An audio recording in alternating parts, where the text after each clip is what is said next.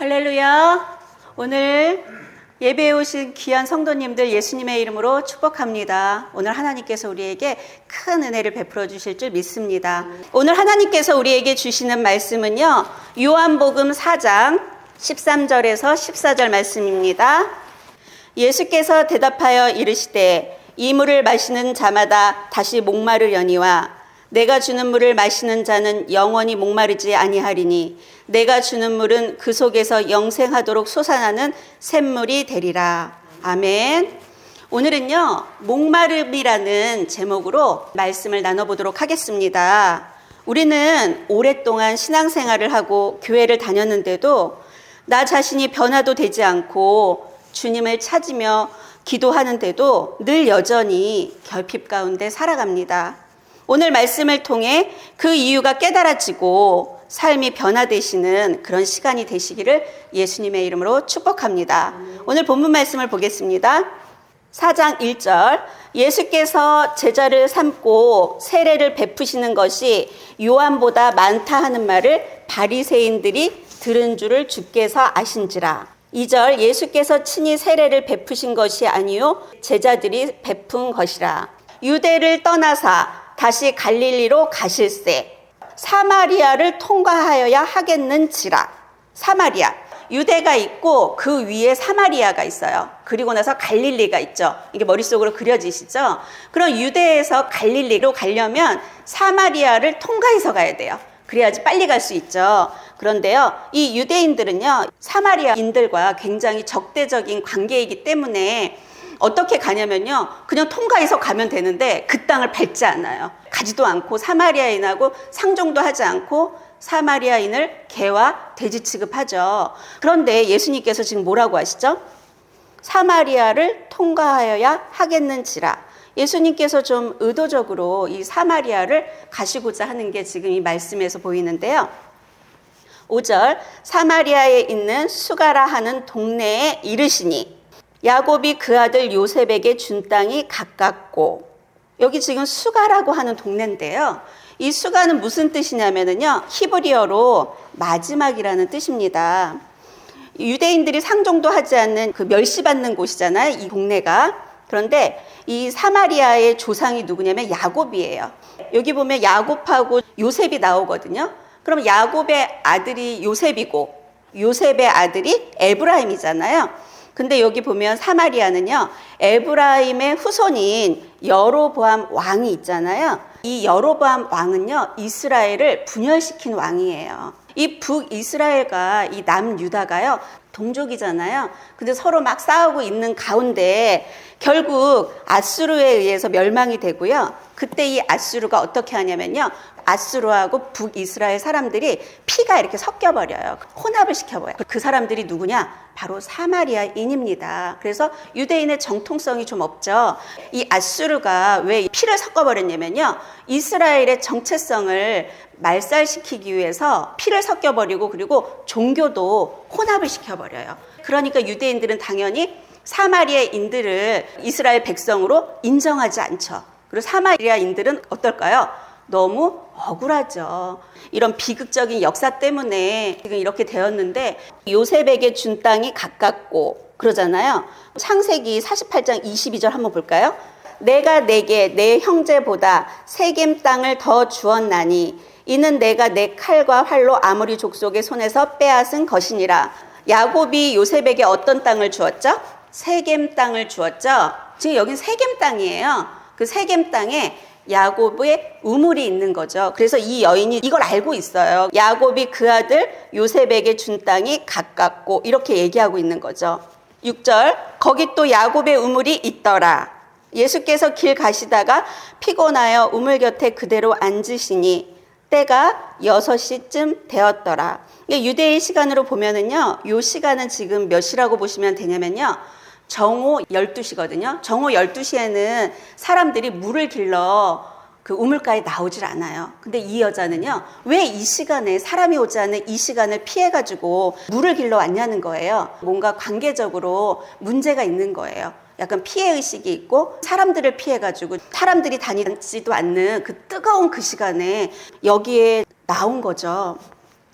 7절 사마리아 여자 한 사람이 물을 기르러 왔음에 예수께서 물을 좀 달라 하시니 예수님께서 이 여인에게 물을 달라고 하시죠. 근데 예수님은요 우리의 이런 일상 가운데 찾아오십니다.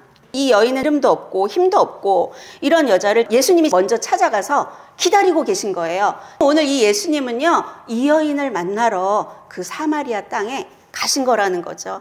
우리의 이런 부족함과 이런 결핍 가운데 이 예수님은 우리를 찾아오시는, 그러니까 예수님을 우리가 만날 수 있는 접점이 되는 게 우리의 이런 연약함, 우리의 이렇게 부족함, 이런 결핍이 있을 때 있죠. 그때 예수님은 우리를 찾아오신다는 거죠. 요한복음 15장 16절을 보겠습니다. 너희가 나를 택한 것이 아니요 내가 너희를 택하여 세웠나니 이는 너희로 가서 열매를 맺게 하고 또 너희 열매가 항상 있게 하여 내 이름으로 아버지께 무엇을 구하든지 다 받게 하려 함이라. 뭐라고 말씀하시죠? 너희가 나를 택한 게 아니라 내가 너를 택했다 그러잖아요. 오늘 하나님께서 이 사마리아 여인을요 찾아가신 거예요. 이 사마리아 여인은 택함 받은 여인이라는 거죠. 하나님께서 오늘 우리에게 찾아오셔서 우리에게도 동일한 말씀을 하고 있다는 것을 분명히 아시기를 예수님의 이름으로 축복드립니다. 8절 이는 제자들이 먹을 것을 사러 가 그 동네에 들어갔음이러라. 9절 사마리아 여자가 이르되 당신은 유대인으로서 어찌하여 사마리아 여자인 나에게 물을 달라 하나이까 하니 이는 유대인이 사마리아인과 상종하지 아니함이러라. 이 여자는요 사마리아인인데 여인이에요. 여자.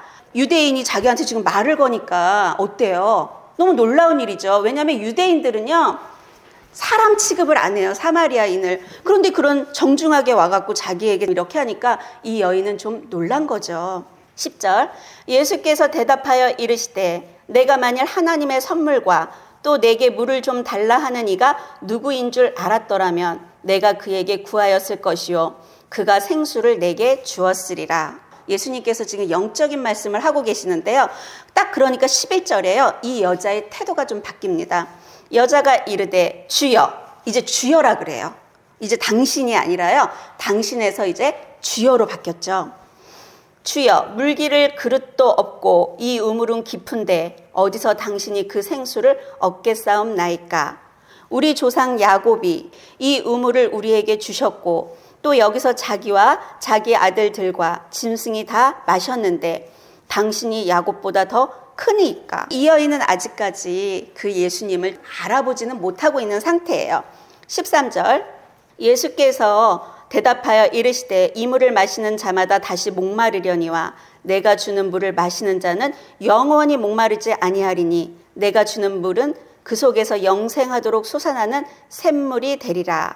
그녀 속에 이 영적인 갈망이 있다는 것을 주님께서 아시고요. 영적인 얘기를 이 여인에게 하고 계십니다. 15절 여자가 이르되 주여 그런 물을 내게 주사 목마르지도 않고 또 여기 물 기르러 오지도 않게 하옵소서. 이 여인이 지금 하고 있는 말은요 영적인 얘기 같지만 육적인 걸 요구하고 있는 거예요. 아직까지 지금 영적인 거를 잘 이해하고 있지 못하는 상태라는 거죠. 그런데 주님께서 뜬금없는 말씀을 하고 계십니다. 16절 이르시되 가서 내 남편을 불러오라. 너무나도 뜬금없죠. 이 말씀을 하시는 이유가 있어요. 17절 여자가 대답하여 이르되 나는 남편이 없나이다. 예수께서 이르시되 내가 남편이 없다 하는 말이 옳도다.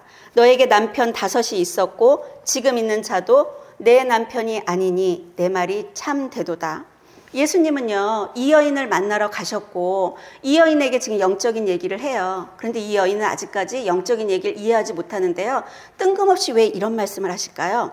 주님과 우리의 관계에서 있잖아요. 깊은 상처가 치유되지 않으면은요, 우리는요, 주님을 잘 만날 수가 없어요. 그러니까 주님은 이 여인의 깊은 상처를 드러내고 계시는 거예요. 이 여인을 좀 보듬어 주세요. 이렇게 다독다독 해주는 게 뭐냐면, 내가 남편이 없다 하는 말이 옳도다. 네 말이 옳다. 이러고, 또 뭐라 그러시냐면, 18절에는 내 말이 참 되도다. 이 여자의 상처를 회복해 주고 싶으신 거죠. 주님은 우리에게 찾아오셔서 우리의 이런 상처들을 회복해 주려고 하시는데요. 우리의 내면에 깊이 남아있는 이 상처 있잖아요. 이것들을 온전히 직면하고 바라보지 않으면 만나는 사람들을 계속 바꾼다 해도 여전히 관계에 목마름을 가질 수 있습니다. 이 여인의 목마름은 뭐죠? 이 여인은 남편을요 5명을 바꾸고 6번째 남편하고 살고 있는 중이죠. 남편 한 사람하고 살기도 힘든데 그 사람하고 헤어지고 다른 사람을 만나고 또 다른 사람을 만나고 이러면서 이 마음속에 얼마나 많은 상처와 아픔들을 가지고 있을까요? 근데 주님은 이 부분을 치료하기를 원하신다는 거죠. 이렇게 말씀했더니 이 여인이 뭐라 그러냐면 19절에 여자가 이르되 주여 내가 보니 선지자로소이다. 왜냐면 자기의 이렇게 깊은 숨겨져 있는 것들 있잖아요. 얘기한 적이 없는데 이런 것들을 아시고 말씀하시는 그 주님을 선지자로 이제 보는 거죠. 아, 이분이 선지자구나. 그러면서 이 여인이요 자기가 그동안 갈망하고 있던 그 영적인 부분을 내어놓습니다. 1절 우리 조상들은 이 산에서 예배를 하였는데 당신들의 말은 예배할 곳이 예루살렘에 있다 하더이다. 이 얘기는 무슨 얘기냐면요. 우리는요, 예배를 드릴 때 이 장소가 중요한 것이 아니에요. 장소의 개념이 중요한 것이 아니라 진정한 예배는 장소의 개념이 아닙니다. 이 우리가 이렇게 마음의 할례를 통해서 영이신 하나님 앞에 영적인 예배를 드려야 하는 거 있죠. 이게 진정한 예배가 되는데요. 그렇다면 진정한 예배를 뭐라고 말씀하시는지 로마서 12장 1절을 찾아보겠습니다. 그러므로 형제들아 내가 하나님의 모든 자비하심으로 너희를 권하노니 너희 몸을 하나님이 기뻐하시는 거룩한 산 제물로 드리라. 이는 너희가 드릴 영적 예배니라. 너희는 이 세대를 본받지 말고 오직 마음을 새롭게 함으로 변화를 받아 하나님의 선하시고 기뻐하시고 온전하신 뜻이 무엇인지 분별하도록 하라. 자, 하나님은 우리를 거룩한 산제물로 나는 죽고 예수로 살아 나를 하나님께 내어드리는 거 있죠. 이게 영적인 예배라고 하시죠. 이제 우리가 드릴 예배는 바로 이런 예배라고 말씀하고 계시는 거죠. 21절 예수께서 이르시되 여자여 내 말을 믿으라. 이 산에서도 말고 예루살렘에서도 말고 너희가 아버지께 예배할 때가 이르리라. 너희는 알지 못하는 것을 예배하고 우리는 아는 것을 예배하노니 이는 구원이 유대인에게서 남이라. 너희는 알지 못하는 것을 예배하고 이게 뭐냐면요. 우리는 교회를 다녀도 전혀 내가 바뀌지 않습니다. 교회를 다니면서 기복적으로 막 복이나 구하고 형식적으로 다른 것들을 자꾸 이렇게 찾아가게 되거든요. 좀 큰 교회, 큰 예배 장소 이런 데를 찾고 그리고 사람들하고 이렇게 교제 나누는 거 있죠. 어떻게 보면 약간 사교적인 활동처럼 이렇게 교제들을 나누죠. 그리고 어떤 환경, 교회 가면 이제 엄청난 이 오케스트라의 그런 찬양이 막 이제 울려 퍼지고 그런 막 열광하고요. 그러면 막 감동이 돼 마음에. 그리고 막 하나님이 나를 막 사랑하시는 것 같아. 이런 기분에 그냥 막 열광하면서 그게 무슨 예배를 드린 것처럼 우리는 하는데요. 이런 게 예배가 아니라는 거죠. 이 여인의 가장 큰 문제는 바로 예배가 잘못되었다는 거죠. 그런 예배가 회복되면은요, 우리의 이런 모든 문제들은요, 해결될 수 있어요. 23절 아버지께 참되게 예배하는 자들은 영과 진리로 예배할 때가 오나니 곧 이때라. 아버지께서는 자기에게 이렇게 예배하는 자들을 찾으시느니라. 영과 진리로 예배하는 자를 하나님은 찾고 있는데 그 영이 성령님이시죠. 그리고 진리는 뭐죠? 내가 곧 길이요 진리요 생명이니 이렇게 말씀하셨잖아요. 그럼 진리는 예수 그리스도, 성령님과 예수 그리스도 안에서 아버지께 드리는 그 예배, 그런 예배를 드리는 사람들, 그런 사람들을 하나님은 찾고 계시다는 거예요. 예배를 하나님께 제대로 드리고 있었는지를요, 알아보는 시간이 돼야 돼요. 교회에 성경책 들고 그러면서 구경꾼처럼 다니는 거, 이게 예배가 아니라요, 영과 진리로 성령님과 예수 그리스도로 하나님 아버지에게 예배할 때, 그때 하나님께서 기뻐하는 참된 예배가 된다는 거죠. 24절 하나님은 영이시니 예배하는 자가 영과 진리로 예배할지니라. 우리의 예배는요, 주일날 와가지고 이렇게 앉아있는 거, 이게 예배가 아니라요, 매일매일의 일상이 우리는 예배가 돼야 돼요.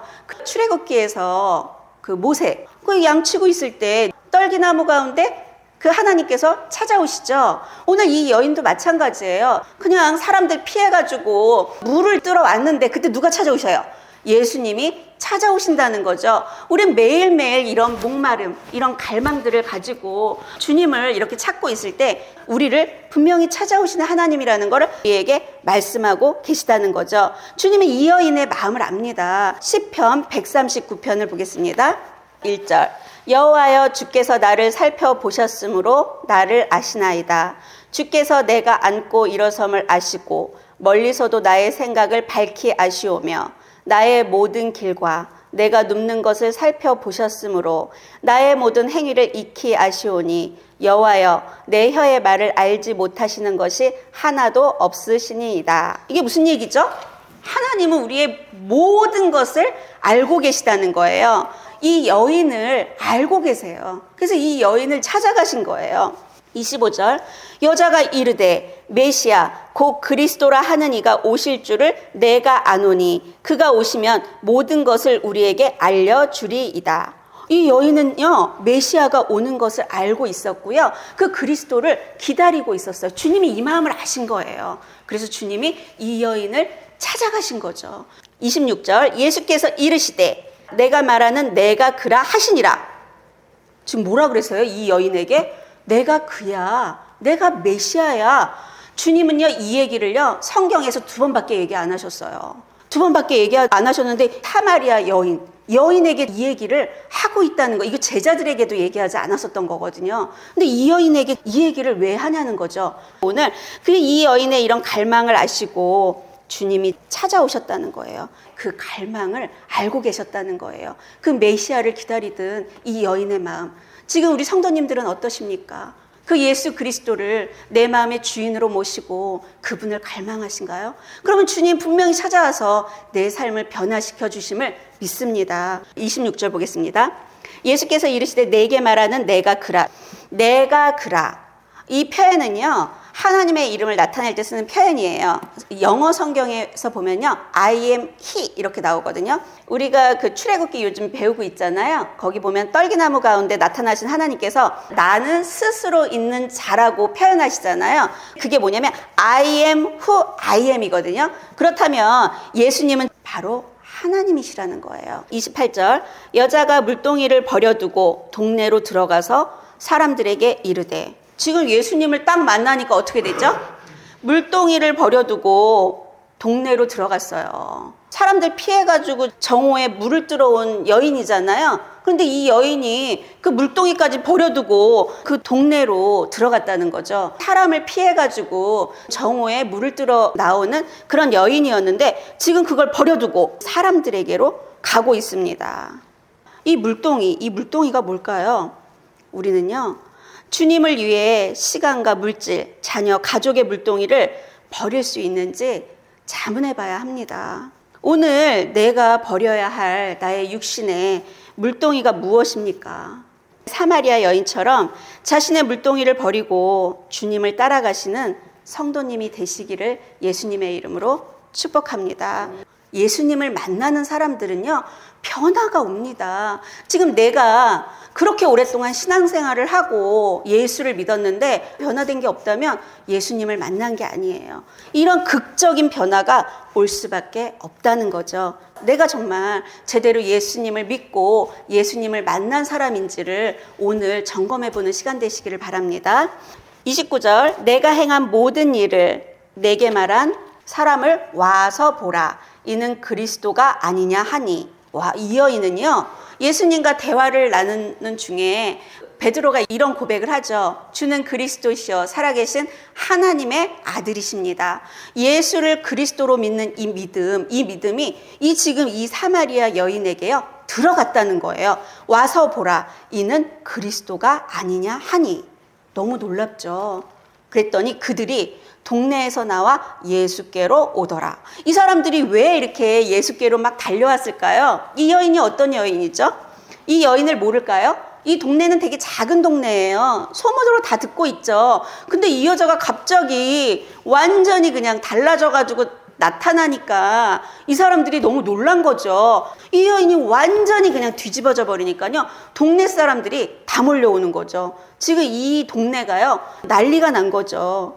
39절, 여자의 말이 내가 행한 모든 것을 그가 내게 말하였다 증언하므로 그 동네 중에 많은 사마리아인이 예수를 믿는지라. 이 여인 때문에 동네가 난리가 났습니다. 지금 우리가 예수를 믿는다면 이런 일들이 일어나야 되지 않을까요? 이런 일들이 일어나야 됩니다. 왜 이런 일들이 일어나지 않느냐는 거예요. 이런 일들이 우리에게 나타나야 된다는 것을 오늘 이 말씀을 통해 우리에게 지금 가르쳐주고 있으시다는 거죠. 사마리아인들이 예수께 와서 자기들과 함께 유하시기를 청하니 거기서 이틀을 유하심에 이틀을 거기서 주무셨어요. 예수님께서요, 작정을 하고 이곳에 가셨다는 거죠. 그 이유가 있습니다. 예수의 말씀으로 말미암아 믿는 자가 더욱 많아. 이틀 동안 이제 그 말씀을 들으니까 믿는 자는 더욱더 많아졌어요. 그 여자에게 말하되 이제 우리가 믿는 것은 내 말로 인함이 아니니 이는 우리가 친히 듣고 그가 참으로 세상의 구주신 줄 알미라 하였더라. 이제 그들이요, 예수님의 말씀을 듣고 그가 우리의 주인 되심을 알게 되었다고 고백하고 있습니다. 그런데 예수님께서 왜 이 사마리아를 이렇게 찾아가는 거예요? 멸시받던 사마리아 여인을 통해서 지금 이 마을 전체가 예수를 구주로 받아들이고 드디어 완전한 사마리아인의 회복이 시작되었습니다. 수가가 마지막이라는 의미잖아요. 회복과 부흥은 성전이 있는 예루살렘이 아니라 유대인들이 이방인 취급하는 사마리아의 수가라는 이 작은 동네에서 시작되었고, 멸시받는 땅으로 오랜 세월 동안 계속되어 오던 사마리아의 형벌이 끝나게 되었습니다. 지금 예수님께서는요, 이 사마리아가 그동안 받았던 그 형벌을 끝내기 위해서 그곳에 찾아갔다는 거죠. 한 여인을 만났어요. 그래서 이게 지금 회복의 시작이 된 거죠. 도덕적, 윤리적으로 멸시받을 수밖에 없었던 한 여인을 통해 사마리아 전체가 회복된 것처럼 아무 보잘것없는 우리를 통해 우리의 자녀들이, 나의 인생이, 우리의 가정이, 그리고 우리의 교회가 회복됨을 믿습니다. 하나님께서요, 오늘 우리에게요, 너가 지금 받았던 이 모든 어려움, 지금까지 겪었던 이 모든 것들을 내가 끝내기를 원한다. 이 수가의 복을 주기를 원하신다는 거죠. 호세아서 6장 1절을 보겠습니다. 오라, 우리가 여호와께로 돌아가자. 여호와께서 우리를 찢으셨으나 도로 낫게 하실 것이요 우리를 치셨으나 싸매어 주실 것임이라. 여호와께서 이틀 후에 우리를 살리시며 셋째 날에 우리를 일으키시리니 우리가 그의 앞에서 살리라. 그러므로 우리가 여호와를 알자. 힘써 여호와를 알자. 그의 나타나심은 새벽빛같이 어김없나니 비와 같이 땅을 적시는 늦은 비와 같이 우리에게 임하시리라 하니라. 우리가 이런 삶의 이런 어려움과 결핍 가운데 우리가 돌아가는 방법은 뭐냐면요, 바로 여호와께 돌아가는 거라는 거죠. 그래야지만 우리의 그 목마름이 해결된다는 거예요. 그 인생의 이런 목마름의 원인이 뭘까요? 우리가 에덴 동산에서 죄가 들어왔잖아요. 이 죄가 들어옴으로 하나님과의 관계가 끊어지고, 하나님과 관계가 끊어짐으로 우리는요, 존재론적인 결핍이 시작됐다는 거예요. 이 결핍이 해결되지 않으면요, 우리 인생은 그 어떤 것도 만족할 수 없게 된다는 거죠. 지금 이 사마리아 여인도 남편을 6명씩이나 지금 두고 있잖아요. 만족이 없어요, 만족이. 그 무엇으로도 우리를 만족할 수 없다는 거죠. 우리는 돈과 명예, 이런 성공이 나를 채워줄 거라고 생각하지만 그거는요, 잠시 우리에게 기쁨을 줄 수 있어요. 잠시 즐거움을 줄 수 있지만 결국은 또 목마르고 더 좋은 것들을 우리는 추구하고 우리의 이런 만족되지 않은 마음들을 가지고 살아갈 수밖에 없다는 거죠. 어떤 대상으로부터 우리가 만족을 찾는 삶들 있죠. 그게 우리에게 만족을 주나요? 만족을 주지 않습니다. 우리는 어떤 대상과 어떤 것으로도 만족을 느낄 수가 없습니다. 땅에서 너무나도 많은 것들을 누렸던 사람이 누구냐면 바로 솔로몬이죠. 전도서를 찾아보겠습니다. 2장 3절. 내가 내 마음으로 깊이 생각하기를 내가 어떻게 하여야 내 마음을 지혜로 다스리면서 술로 내 육신을 즐겁게 할까? 또 내가 어떻게 하여야 천하의 인생들이 그들의 인생을 살아가는 동안 어떤 것이 선한 일인지를 알아볼 때까지 내 어리석음을 꼭 붙잡아 둘까 하여 나의 사업을 크게 하였노라. 내가 나를 위하여 집들을 짓고 포도원을 가꾸며 여러 동산과 가원을 만들고 그 가운데에 각종 과목을 심었으며 나를 위하여 수목을 기르는 살림에 물을 주기 위하여 못들을 팠으며 남녀 노비들을 사기도 하였고 나를 위하여 집에서 종들을 낳기도 하였으며 나보다 먼저 예루살렘에 있던 모든 자들보다도 내가 소와 양떼의 소유를 더 많이 가졌으며 은근과 왕들이 소유한 보배와 여러 지방의 보배를 나를 위하여 쌓고 또 노래하는 남녀들과 인생들이 기뻐하는 처첩들을 많이 두었노라. 내가 이같이 창성하여 나보다 먼저 예루살렘에 있던 모든 자들보다 더 창성하니 내 지혜도 내게 여전하도다. 무엇이든지 내 눈이 원하는 것을 내가 금하지 아니하며 무엇이든지 내 마음이 즐거워하는 것을 내가 막지 아니하였으니 이는 나의 모든 수고를 내 마음이 기뻐하였음이라. 이것이 나의 모든 수고로 말미암아 얻은 몫이로다. 그 후에 내가 생각해 본즉 내 손으로 한 모든 일과 내가 수고한 모든 것이 다 헛되어 바람을 잡는 것이며 해 아래서 무익한 것이로다. 아멘.